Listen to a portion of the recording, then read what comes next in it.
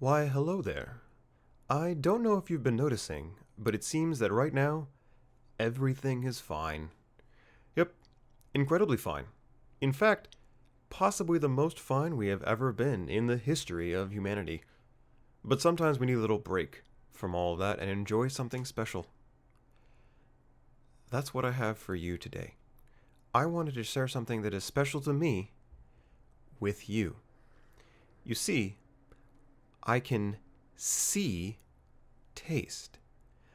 I'm not talking about having a much sharper than normal sense of taste. No, I literally mean that I visualize taste.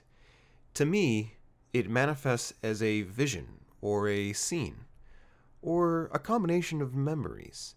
Sometimes, in rare occurrences, it's also accompanied by emotions or the sense of an analogy. But that's a little bit harder to describe. So, what is this? This is classically known as synesthesia.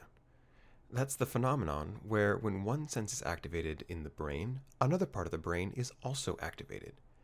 One sense is simultaneously perceived as if by one or more additional senses, such as sight. Sometimes people hear music and see color, or smell something in response to touch. It varies from person to person, and even among those who experience the same type of crossover, they don't even agree. So, completely subjective then. I can't speak for anyone else on this, only what my experience is like.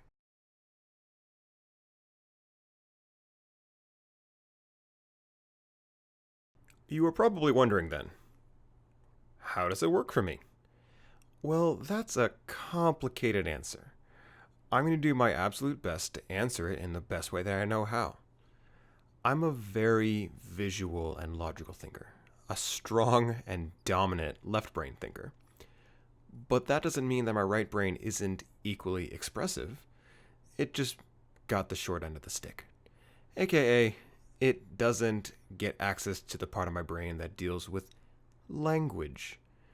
That's tough because while I understand all the feelings and the visuals, trying to recreate it with something as inexpressive as words is like trying to paint a self portrait with your tongue. The closest thing to it would be how, when you read a short comic with no words, and for you to laugh so hard, you wonder if this is what it must feel like to get gut punched by a ghost. Obviously, you must share this with your best friend the next time you get the chance, but explaining it to them in person just doesn't do it justice. You can describe it in great detail, but it's just not the same as getting all that info all at once in its raw form. Let's take a real world example. This is a fish taco. They are undeniably awesome. To me, though, this particular fish taco was the equivalent of stepping out onto a beautiful beach outside of LA. It's just after noon, late afternoon. The sun has been beating down on the sand, making it nice and hot. But as you walk towards the ocean's edge, you get closer and closer, and you know, as the waves are slowly starting to lap at your feet, the sand texture changes into something a little bit more firm, a little bit more pliable. And then as you take one more step forward, the feeling of like the sand in between your toes as it like compresses under you. And then the cold feeling of that water as a duality between the hot part of the sand and the hot part of the sun on your face. And all the while, you are facing the ocean and letting that ocean breathe, and the smell of the sea and the smell of the ocean hit you in the face in such a way that it really just takes you out, and the rest of the sound around you fade away. You just take it all in. You have to understand, I can take all of these visuals and match them to their accompanying ingredients. The fresh out of the fryer, hot fish, provides that sea breeze and the temperatures. The texture of the fish and the tortillas provides that firm sand. And the cold coleslaw and the sauces are the water, fresh and clean. There is more nuance to this.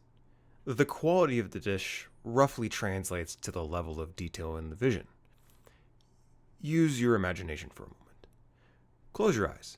You're back on that beach I just described. Think about what you see around you.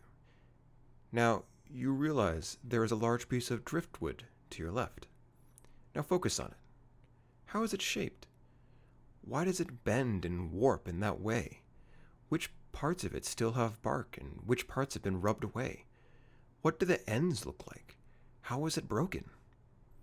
These questions provide increasing levels of focus and detail, and the scene becomes more clear. It's similar with me, but the food is the driver. Bland food? Yep, that's white bread.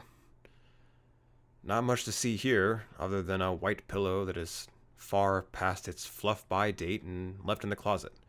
I've already forgotten about it. And because I know you're going to ask, yes, it can also go the other way. Things with bitter taste, like coffee, just ruin a dish for me. It's like walking through your dream home hallway and then suddenly stepping on a bunch of brown Legos barefoot. Way to take me out of the moment. For a long time, I didn't know any different. This was just my reality. I never thought to question it. I had even thought that those sommeliers who would describe wines were really pretentious, even though I could do it too. So I kept it to myself. Why bother sharing what I thought was normal? Then one day, while I was visiting Greenwich Village in New York, my friends took me on a self-guided pizza tour, and I got a tiny bit tipsy. It went a little something like this. Oh wow, buddy, thank you so much for showing me all these places I didn't know existed. No problem. You said you wanted to get an authentic tour of New York pizza. No, you don't understand. We don't have anything like this back home. This pizza is like being embraced by a burly Italian butcher who has a soft spot for his mom, who always brings in the fresh tomatoes every week to make fresh dinner.